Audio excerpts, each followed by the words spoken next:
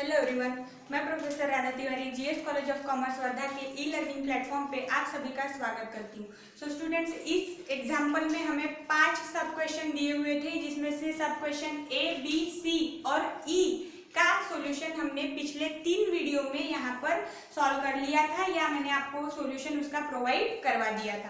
अब केवल हमारे पास बचा हुआ है सब क्वेश्चन डी, जिसका आंसर आज के इस वीडियो में मैं आपको बताने वाली हूँ। तो सबसे पहले हम सब क्वेश्चन डी में हमें क्या कैलकुलेट करने को कहा गया है और क्या आइटम्स या उन आइटम्स के अमाउंट हमें प्रोवाइड किए गए हैं, ये सबसे पहले हम देख लेते हैं। If Pepsi company limiteds current ratio is 2.5, अगर भले ही यहाँ पे 2.5 दिया है बट हमें वो 2.5:1 कंसीडर करना है और वैसे ही लिखना है। उसके बाद है लिक्विड रेशो 1.5:1, वर्किंग कैपिटल ₹60,000 और कैलकुलेटिंग एरिया जो हमारा इस सब क्वेश्चन डी के लिए रहने वाला है वो है स्टॉक। तो जो प्रोसीजर हमने सब क्वेश्चन ए, बी, सी और ई में फॉलो की है उसी को हम यहाँ पे फॉलो करेंगे फिर से। क्या कि जो हमें गिवन आइटम दिए हुए हैं उसको एक बार लिख लेंगे और जो कैलकुलेटिंग एरिया है उसे भी हम लिख लेंगे, ताकि हम अपने कैलकुलेटिंग एरिया को देख के गिवन आइटम्स का आधार लेकर जो हमें कैलकुलेशन करते जाना है फाइनल आंसर तक पहुंचने के लिए, उसका एक मार्ग या रूपरेखा उसकी यहाँ पे निर्माण कर सके। तो सबसे पहले गिवन में हमें दिया हुआ है करंट रेशो 2.5:1, भले ही वहां नहीं दिया है बट हम ऐसा ही लिखेंगे। उसके बाद और जो गिवन चीज है वो है लिक्विड रेशो 1.5:1 और लास्ट जो हमें दिया हुआ है वो है वर्किंग कैपिटल ₹60,000 और कैलकुलेशन किसका करना है? स्टॉक का। So stock equal to what? अब यहाँ पे स्टॉक का कैलकुलेशन करना है, गिवन केवल दिया हुआ है करंट रेशो। मींस अगर इसी को और इलैबोरेट करें तो करंट रेशो का क्या बनेगा? Current asset divided by current liabilities. Liquid ratio फिर से इसको एक्सपैंड करेंगे तो मिलेगा liquid asset divided by liquid liabilities और दिया हुआ है वर्किंग कैपिटल की अमाउंट। तो पिछले 4 सब क्वेश्चन को सॉल्व करने के बाद यहाँ अब हम इतना तो समझ चुके हैं कि हमें अगर स्टॉक कैलकुलेट करना है तो हमारे पास गिवन जो है उसी का आधार लेंगे और फिर जो गिवन आइटम है उसमें है करंट रेशो, लिक्विड रेशो और वर्किंग कैपिटल। तो करंट रेशो में जो करंट एसेट है और लिक्विड रेशो में जो लिक्विड एसेट दी हुई है, अगर हम इन दो बातों का या दो आइटम्स का आधार लेंगे तभी हम स्टॉक की वैल्यू यहाँ पर कैलकुलेट कर सकते हैं। क्योंकि लिक्विड एसेट का कैलकुलेशन करने के लिए हम करंट एसेट माइनस इन्वेंटरी करते हैं।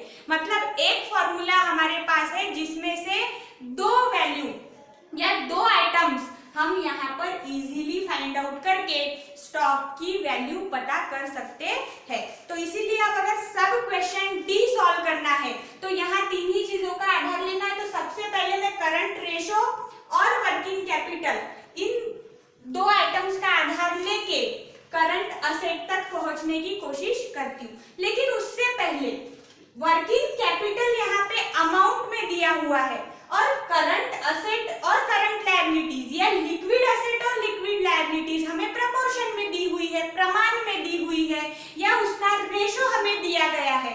तो इसीलिए हमारा सबसे पहला काम ये होगा कि हम वर्किंग कैपिटल का भी प्रपोर्शन यहाँ पर पता करें कि किस प्रपोर्शन में वर्किंग कैपिटल है जिसकी अमाउंट 60,000 दी हुई है। मतलब 60,000 इस अमाउंट का हमें प्रपोर्शन पता करना है। तो वर्किंग कैपिटल पता करने के लिए आपके पीडीएफ में भी फॉर्मूला दिया हुआ है, हमने कई बार वो फॉर्मूला यूज भी किया है। वर्किंग कैपिटल हमें मिलता है current asset minus current liabilities करके। अब यहाँ पर करंट एसेट और करंट लायबिलिटीज की हमें अमाउंट नहीं दी हुई है, प्रपोर्शन दिया हुआ है और हम कैलकुलेशन भी वर्किंग कैपिटल के प्रपोर्शन का ही कर रहे हैं। मतलब ये जो हमारे पास 2.5:1 है इसका ही यूज हमें करना है। तो सबसे पहले इसी को मैं यहाँ पे एक्सपेंड करके लिख देती हूँ, current asset divided by current liabilities equal to 2.5/1। और इसमें से जो 2.5 है ये करंट एसेट का प्रोपोर्शन है और करंट लायबिलिटीज का 1 प्रोपोर्शन यहाँ हमें दिया हुआ है। तो सबसे पहला कैलकुलेशन हम करेंगे वर्किंग कैपिटल के प्रोपोर्शन का। Working capital equal to current assets minus current liabilities.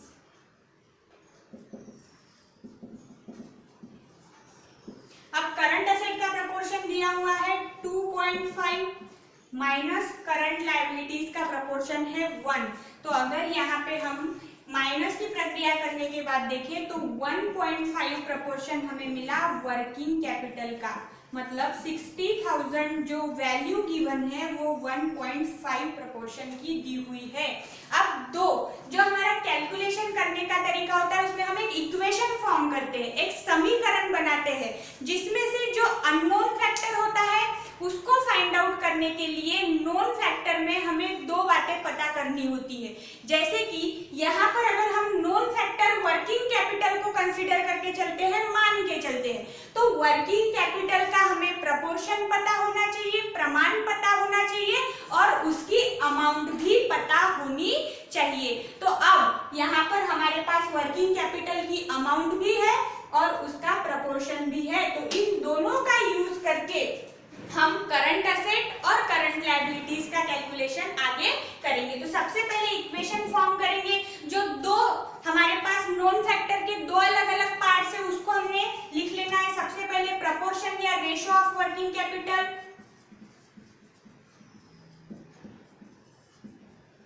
Is to amount of working capital. अब यहाँ पर हम कोई भी अननोन फैक्टर हमारा क्या है, एक तो करंट एसेट और दूसरा करंट लायबिलिटीज, तो दोनों में से किसी का भी कैलकुलेशन हम यहाँ कर सकते हैं क्योंकि दोनों कैलकुलेशन के लिए आधार हमने वर्किंग कैपिटल का ही लेना है। तो सबसे पहला कैलकुलेशन मैं यहाँ पे करती हूँ करंट एसेट का।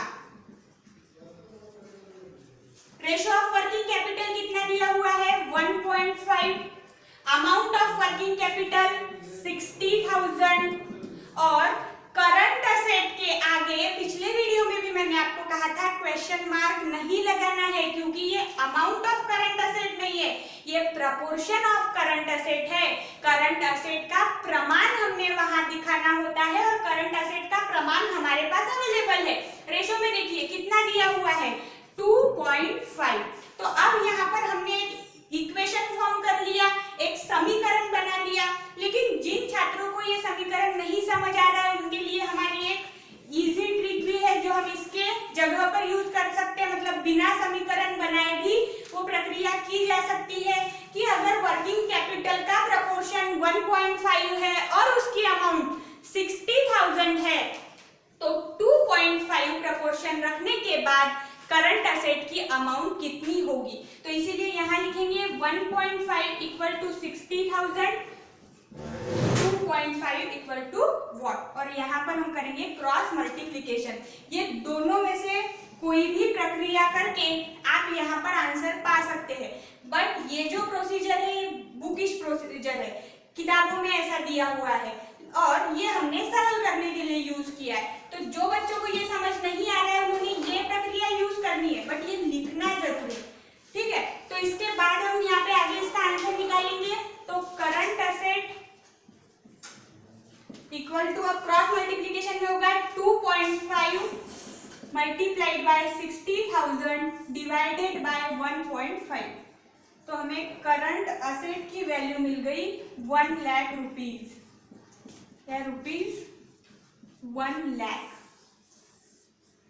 अब करंट एसेट की वैल्यू यहाँ पर मिलने के बाद हमारा नेक्स्ट एजेंडा है कि हम करंट लायबिलिटीज की वैल्यू फाइंड आउट करें। और मैंने शुरुआत में ही आपको बताया था कि ये जो हमने इक्वेशन फॉर्म किया है इस इक्वेशन को हमने 2 बार यूज करना है, क्योंकि करंट लायबिलिटीज हो या करंट एसेट हो उसको कैलकुलेट करने का आधार या बेस इक्वेशन का जो मुख्य यहाँ पे फैक्टर है, नॉन फैक्टर है, वो वर्किंग कैपिटल ही होने वाला है।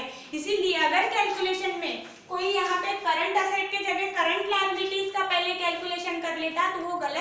होता, क्योंकि इक्वेशन की जो दो चीजें नॉन फैक्टर है वो करंट लायबिलिटीज के कैलकुलेशन में भी सेम रहने वाली है। तो इसीलिए फिर से वही इक्वेशन लिखेंगे, वर्किंग कैपिटल, अब ये प्रपोर्शन है पहला, फिर उसके बाद अमाउंट ऑफ वर्किंग कैपिटल और कैलकुलेटिंग एरिया हमारा करंट असेट न होकर क्या है, करंट लायबिलिटीज, तो वो हम यहाँ लिखेंगे करंट लायबिलिटीज। यहां तक की प्रक्रिया हमने पहले भी की है। रेशियो ऑफ वर्किंग कैपिटल है 1.5, अमाउंट ऑफ वर्किंग कैपिटल 60,000 और करंट लायबिलिटीज का जो रेशियो दिया है वो सबसे पहले गिवन आइटम्स को हमने जब लिखा तभी वहां पे एरो एक बना दिया था कि इसका हमने भविष्य में यूज करना है। तो यहाँ पे करंट लायबिलिटीज का प्रपोर्शन कितना दिया हुआ है 1। भूल के भी हम यहाँ पर क्वेश्चन मार्क नहीं लगाएंगे क्योंकि वहां हम करंट लायबिलिटीज के अमाउंट का कैलकुलेशन कर रहे हैं, बट यहाँ जो इक्वेशन में यूज करने वाली करंट लायबिलिटीज की जो चीज है वो है प्रपोर्शन, और प्रपोर्शन हमारे पास है, मतलब अगर वो नोन है तो हम उसको अननोन बोल के वहां क्वेश्चन मार्क नहीं लगा सकते, इसीलिए इक्वेशन को बनाने के लिए उसका प्रपोर्शन हम वहां लिखते। फिर से वही प्रक्रिया, अब यहाँ पे मैं बार बार नहीं करूंगी, जिनको समझ नहीं आ रहा उन्हें क्रॉस मल्टीप्लिकेशन करके इजीली आंसर खोज सकते। हम इसी इक्वेशन को आगे बढ़ाते हैं, current liabilities equal to 60,000 multiplied by 1 divided by 1.5, तो करंट लायबिलिटीज मुझे यहाँ मिल गई 40,000 की।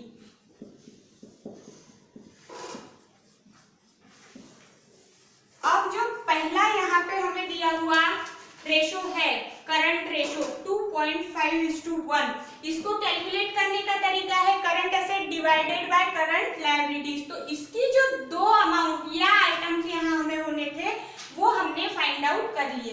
अब ये करंट लायबिलिटी सबसे पहले हमने क्या देखा था कि अगर मुझे स्टॉक की वैल्यू फाइंड आउट करनी है तो इसके लिए मुझे चाहिए करंट एसेट और लिक्विड एसेट। तो वो जो दो मेन रिक्वायरमेंट है उसमें की पहली रिक्वायरमेंट यहाँ सेटिस्फाइड हुई, करंट एसेट मैंने फाइंड आउट कर लिया। अब मुझे चाहिए थी लिक्विड एसेट, तो लिक्विड एसेट पाने के लिए यहाँ जो कैलकुलेशन किया गया है वो है करंट लायबिलिटीज का, मतलब करंट लायबिलिटीज का कैलकुलेशन ऐसे ही यहाँ पर नहीं किया गया है, उसका हमने यूज करना है, करके ही फिर से वो प्रक्रिया करके करंट लायबिलिटीज फाइंड आउट की है। अब इसके बाद हम यहाँ पे कैलकुलेट करेंगे लिक्विड असेट्स, क्योंकि फाइनल आंसर स्टॉक का पाने के लिए करंट असेट और लिक्विड असेट हमें चाहिए। तो अब लिक्विड असेट हमें पाना है और लिक्विड असेट की रेशो हमें दी हुई है, तो इसीलिए यहाँ जो अब लिक्विड असेट को कैलकुलेट करने के लिए मैंने यहाँ पे करंट असेट 40,000 कैलकुलेट कर ली। उसके बाद अब इक्वेशन बनाना बाकी है कि लिक्विड एसेट पाने के लिए हम कैसे यहाँ कैलकुलेशन करेंगे। तो सबसे पहले लिक्विड एसेट रेशो, अभी तक का जो कैलकुलेशन हुआ है वो केवल करंट रेशो पे हम चल रहे थे, मतलब करंट रेशो इक्वल टू 2.5:1 जो दिया था उसी का यूज किया वर्किंग कैपिटल के साथ, लेकिन क्विक रेशो या लिक्विड रेशो जो दिया हुआ था वो अभी तक का अनयूज था, उसका हमने यूज नहीं किया, तो अब उसका यूज यहाँ हम करेंगे। Liquid asset ratio equal to liquid asset divided by liquid liabilities, और इसका हमें फाइनल आंसर दिया हुआ है 1.5:1, जो कि हम यहाँ पे फ्रैक्शन फॉर्म में यूज कर रहे हैं 1.5/1, और इसमें से 1.5 होगा लिक्विड असेट का प्रपोर्शन और 1 होगा लिक्विड लायबिलिटीज का प्रपोर्शन। जब भी इस टाइप के एग्जांपल हम करेंगे ये प्रोसीजर हमने पहले ही करके रखनी है, क्योंकि ये हमें भविष्य में यूज करना होता है। उसके बाद अब यहाँ पे प्रपोर्शन हमने यूज कर लिया, अब हम देखते हैं लिक्विड असेट तक पहुंचने की क्रिया, कि लिक्विड असेट तक अगर हमें पहुंचना है तो लिक्विड लायबिलिटीज का प्रपोर्शन और लिक्विड लायबिलिटीज की अमाउंट दोनों मुझे पता होनी चाहिए। बट लिक्विड लायबिलिटीज का प्रपोर्शन यहाँ पे 1 दिया हुआ है, बट अमाउंट मुझे पता नहीं है।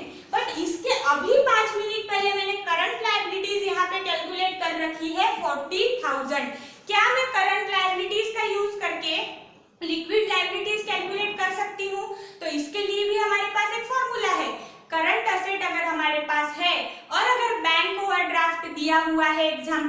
हम करंट असेट में, करंट लायबिलिटीज में से, सॉरी करंट असेट कहा मैंने, करंट लायबिलिटीज में से हम अगर बी और डी माइनस कर देते हैं तो हमें लिक्विड लायबिलिटीज यहाँ पे मिल जाती है। तो इसीलिए लिक्विड लायबिलिटीज का कैलकुलेशन हम करेंगे यहाँ पे।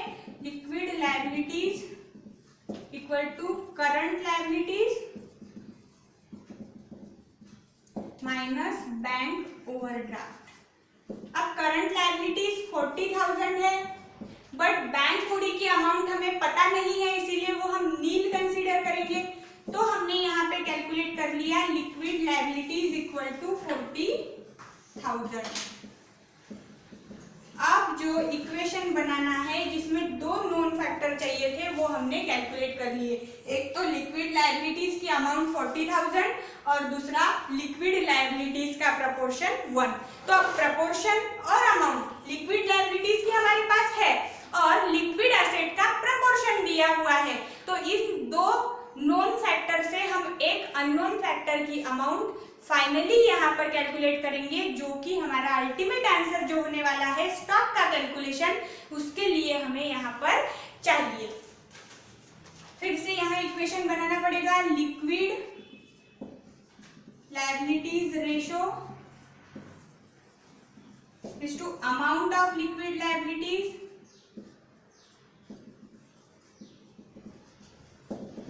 is to ratio of liquid asset।